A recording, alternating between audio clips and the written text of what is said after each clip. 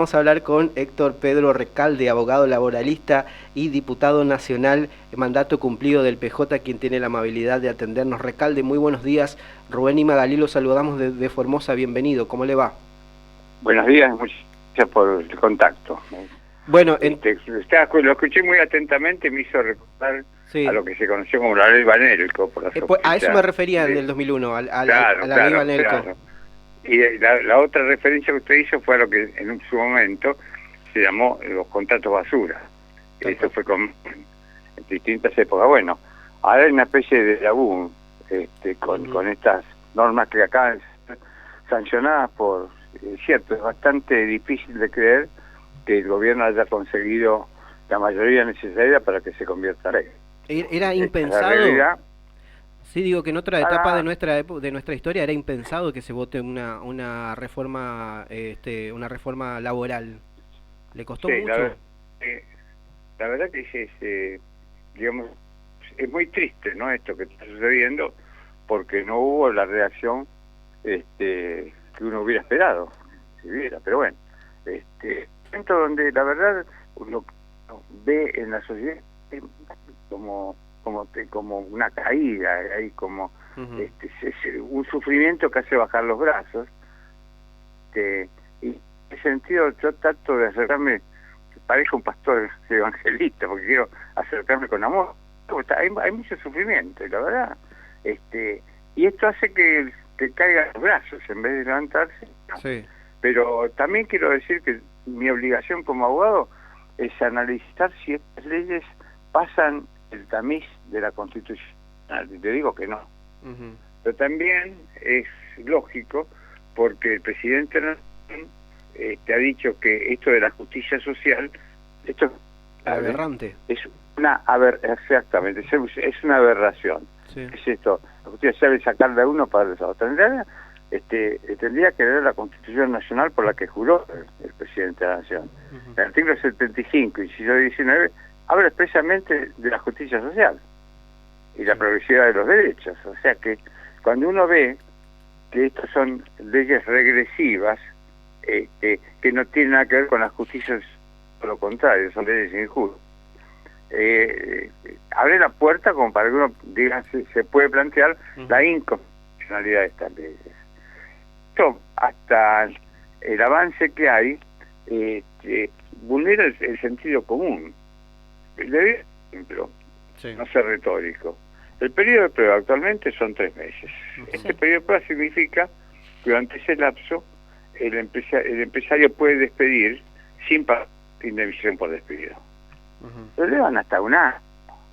Yo, que me gusta manejar en la lucha por la vida, digo, si un empresario necesita un año para probar si el trabajador sirve o no, al que hay que el empleador por incapaz.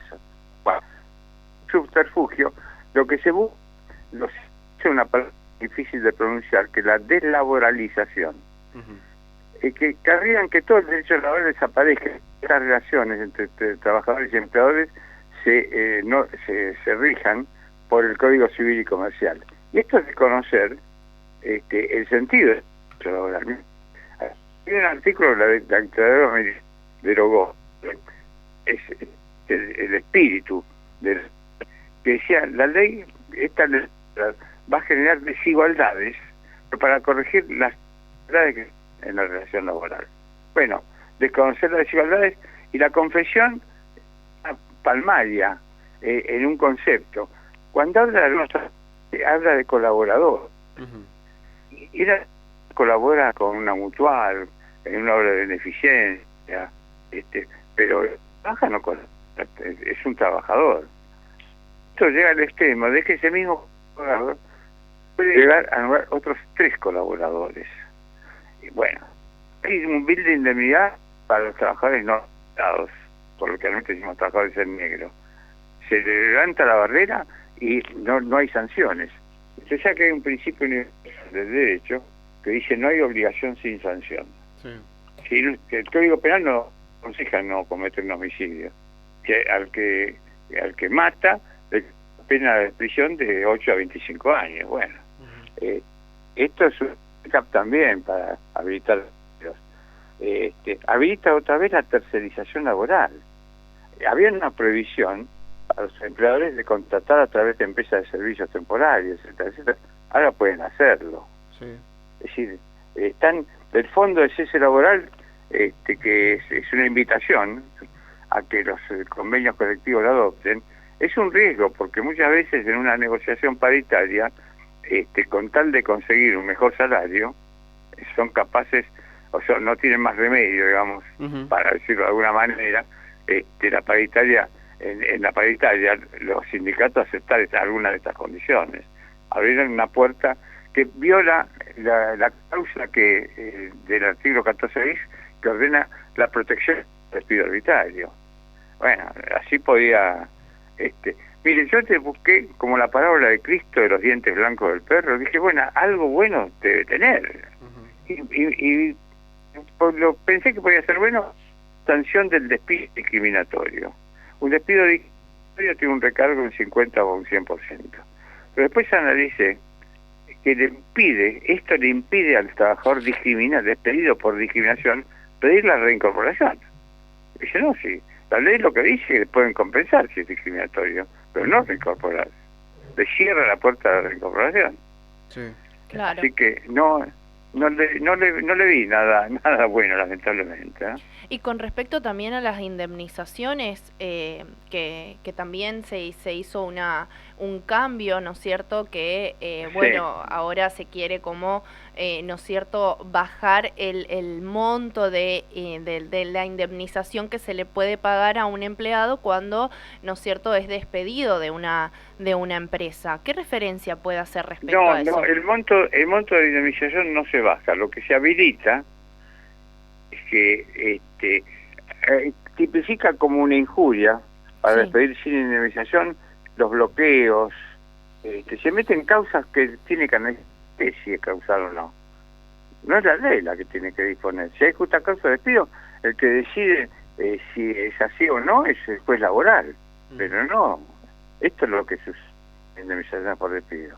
Es decir, dice la ley, así como podría considerar grave injuria laboral como objetiva causal de extinción del contrato de trabajo, la participación activa en bloqueos o toma de establecimiento. Yo digo, la ley, la Constitución da derecho de huelga, pero la ley también habla, la ley 23.501, habla de las demás medidas legítimas de acción sindical. Está retrocediendo a esta disposición legal que sí habilita. Incluso, fíjese, paralizar un establecimiento por un accidente de trabajo, no lo podrían hacer. Y si sucede un accidente, es lógico que para ver cuáles fueron las causas del accidente, evitar que se repita. Por eso hablo de la deslaboralización, la regresión, el avance sobre los derechos, ignorar lo de la justicia social.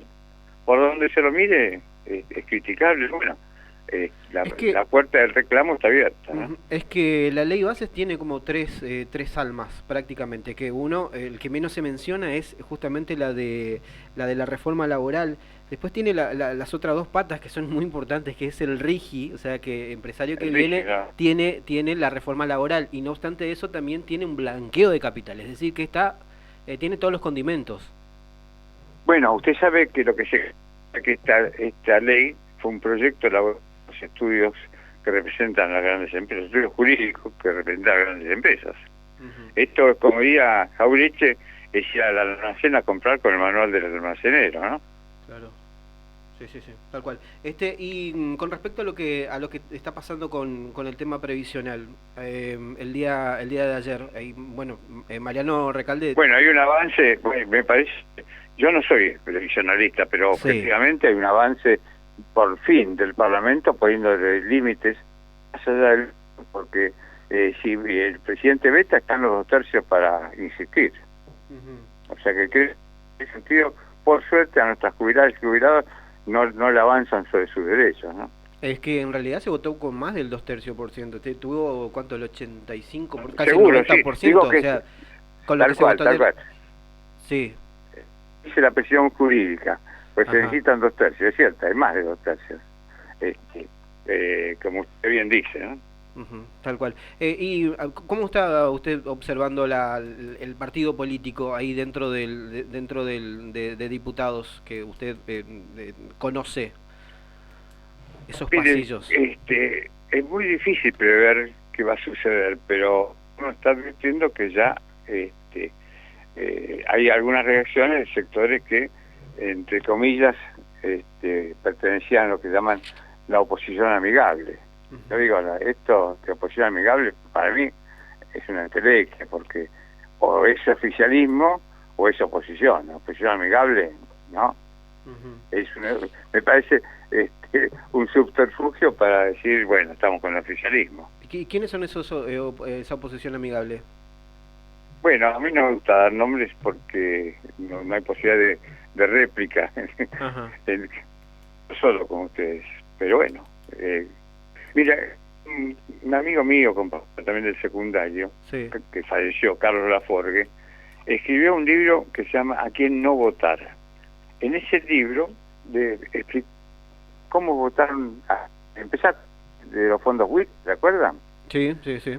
Y hablaba cómo votó cada diputado. Y yo creo que sería importante para el conocimiento de la sociedad que haya una publicación similar, digando estas vueltas, por ejemplo, quién votó a favor y quién votó en contra, que se difunda y información, porque la verdad hoy día pedirle al trabajador que no llega a fin de mes, que bueno, que a la trabajadora, que sufre, tenga una expresión, que los diarios se interiorice, que pasa es mucho pedir, pero eso es obligación que te representan, y por eso felicito y aplaudo a medios como ustedes, porque en Formosa se enteran otras cosas, escuchan la radio. Sí. Entonces hay otra voz que se... Entonces, la información es poder. Entonces, es muy importante permitir que, sobre todo los que somos militantes y por la especialidad de hacerlo, ¿no? Entonces, estoy dispuesto a conversar estos temas, respetando la opinión de los que piensan distinto, obviamente, ¿no? Claro, pasa que también la memoria es muy a corto plazo, porque a ver, eso pasó en 2016, al comienzo de la gestión de Macri, ¿no? Con con lo de pago soberano. No me lo cuente, porque yo era presidente del bloque. Por eso digo, era el presidente del bloque. Y ahí fue una parte, ¿no? Un éxodo medio raro, ni bien comenzó. Pero no lograron, a pesar de todo, vieron la sanción del como que pasó ahora, no lo lograron, ¿no? Sí, sí, sí. ¿Y cuál fue el rodeo? Sí, algo parecido a lo que estaba haciendo nuevamente Mazot ahora, ¿o no? Algo parecido, pero digamos de otra característica. Pero bueno, la realidad es que éramos minoría en ese momento.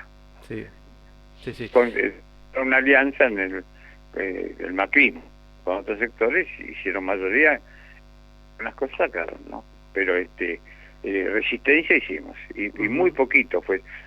El periodo de Macri en el gobierno, yo no recuerdo alguna ley que referida al ámbito del trabajo, claro, que hayan podido conseguir, ¿eh? Sí, no, es que era imposible prácticamente. Cuestión de reforma laboral en aquel momento era muy mala palabra, y lo mismo que... Muy mala palabra, sí. Y cuando ni hablar de una reforma previsional como se está hablando ahora, ellos siempre, digamos, el macrismo saca eso de la 14 toneladas de piedras, sí, y todo eso. Sí, sí. Es como Bueno, eso nos pasó en el 2015. En el 2015, cuando hicieron la reforma previsional, hubo tanta reacción del pueblo contra la reforma previsional, que paró la reforma laboral que estaba en el Senado, la tenía Pinedo en el Senado. Pero esa reacción popular frenó. Sí, sufrieron los jubilados, pero zafaron, digamos, los trabajadores. Sí, sí, tal cual.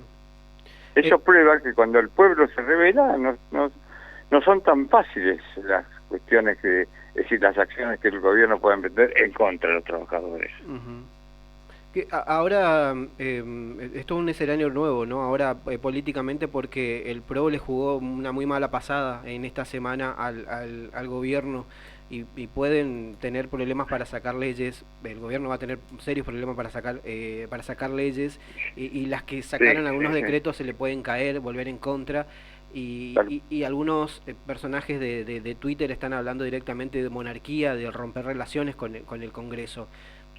¿Cómo notas eso? Por eso, digamos, es un donde uno tiene que ampliar los límites de su posición político, tratando de no ser rigurosamente exigente en todo, para lograr alianzas partidarias. Yo digo, con Sorna, si uno se tiene que comer algunos zapitos, bueno, nos comeremos unos zapitos, pero construir una unidad más amplia, que es solo el peronismo, ¿no? Que es mi lugar de pertenencia política, ¿no?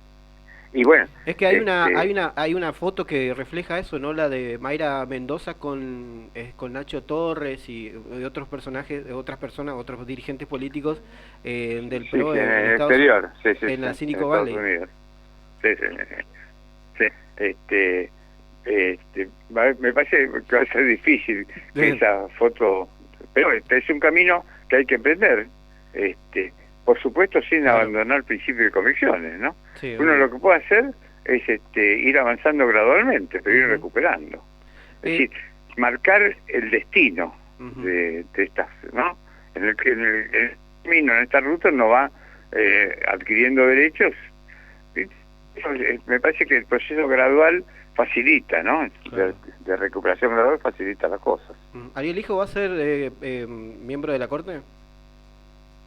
Pareciera que sí, ¿no? Pero tiene que tener la compañía del Unión por la Patria, en todo caso, ¿no? Hay conversaciones, pero ya es el ámbito. Solamente mi abuela decide hablar de cualquier cosa, pero no tengo información. Claro, pero usted es político, Recalde. No, por eso. Conoce, no perdió el contacto.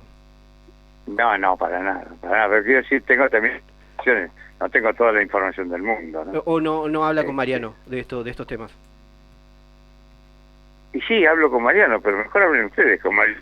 En todo caso lo vamos a llamar a Mariano entonces para ver si es que verdaderamente usted está hablando de este tema, del tema del hijo, por ejemplo, ¿no? Dígale que lo que yo no dije, que lo diga él. Perfecto, me parece perfecto. Recalde, muchísimas gracias, muy amable. Muchísimas gracias a ustedes. Muy amable. Y un abrazo a todas las formoseñas y formoseños, le mandamos un fuerte abrazo también a usted. Que tenga una buena jornada. Gracias. Adiós, igualmente. Hasta luego.